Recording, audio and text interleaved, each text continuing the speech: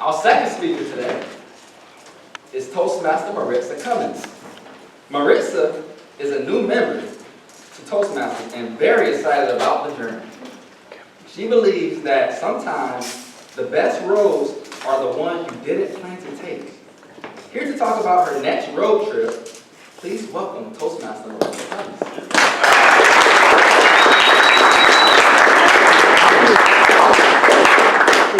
Good morning, Toastmasters and guests. Good morning. My name is Marixa, and I love road trips.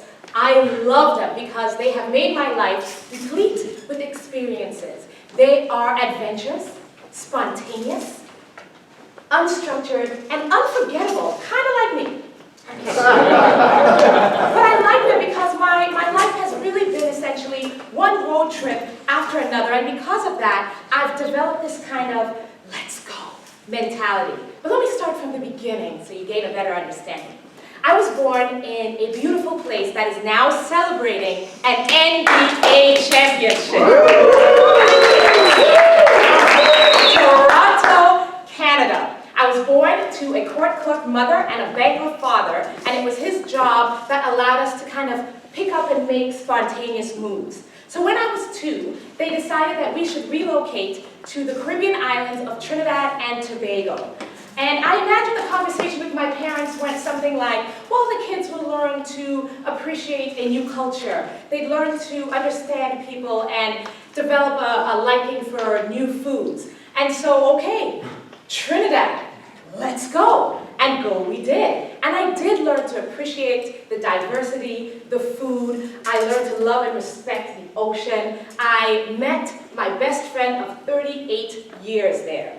And just when I was settling into being an island girl, my dad decided that it was time for another road trip back to Canada. I was devastated.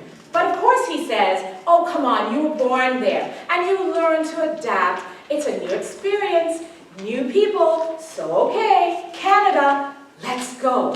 I can tell you I did not appreciate swimming in cold lakes. I hated shoveling snow. I didn't really care for curling, but I did learn to love the French language. I learned to love hockey, and I love a good poutine. And if you don't know what poutine is, you better talk to me when this is over.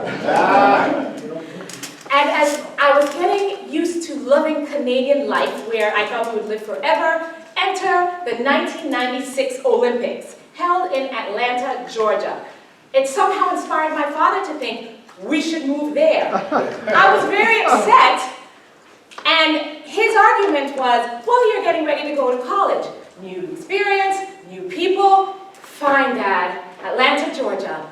Let's go. And after driving for 22 hours with your family and learning things about them that you never want to learn, we arrived in Atlanta, Georgia. I will never forget the day we arrived. We stopped and we asked for directions. My father rolled the window back up and said, did you guys understand a word of what he just said? We could not decipher the Southern accent. That was a rude awakening, number 1. So after driving around aimlessly without directions, we stumbled upon a parade. And I remember thinking, how nice, a parade, the day we arrived. Dad, can we stop and check it out? So we did. And we got out of the car, and all I remember is seeing a bunch of rainbows. There were rainbows everywhere. And that is how 4 naive Canadians walked into a gay pride parade. That lasted all of 15 minutes, where my conservative Christian parents said, okay, maybe not Atlanta. Let's go to Orlando. It's just down the street. Really? Okay, Orlando. Let's go. And that is how we ended up in Orlando, Florida. I went to UCF, changed my major several times over, and graduated with a degree after figuring out that what I really want to do is be flexible and spontaneous and be able to hug people without getting into too much trouble. That was, for me, occupational therapy. Problem was, UCF didn't have a grad program for occupational therapy. So it was time for another road trip. Miami, my dad says. Dad, why Miami? Well, new culture, new experiences, new people. Fine, Miami. Let's go. Miami is where I learned how to drive like a maniac.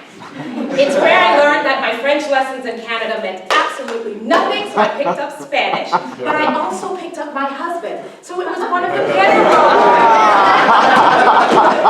trips. Now we're back here in Central Florida. We have two beautiful children who I love dearly, but I swear they are trying to put me on a road trip to insanity. But the thing that happens with children is that your life gets kind of monotonous, and it is revolving around routine, really their routine. So even though I haven't been able to make big physical road trips, the road trips that I make now are more big, thoughtful ones. So recently, when a friend invited me to come check out this group in Winter Park, I thought, well, sure. And I have to share that I was really intimidated because there was standing and sitting and clapping at random times. People were being asked to leave the room and then re-enter. There were red lights and green lights and buzzing sounds that you felt in your bones. There were men being lined up against the wall, execution style. I wanted to leave and run to safety. But then that familiar dialogue that I heard throughout my life started playing in my head again. It's a new experience, new people. It'll be a good thing for you. So it's time for another road trip. So okay, Toastmasters, let's go.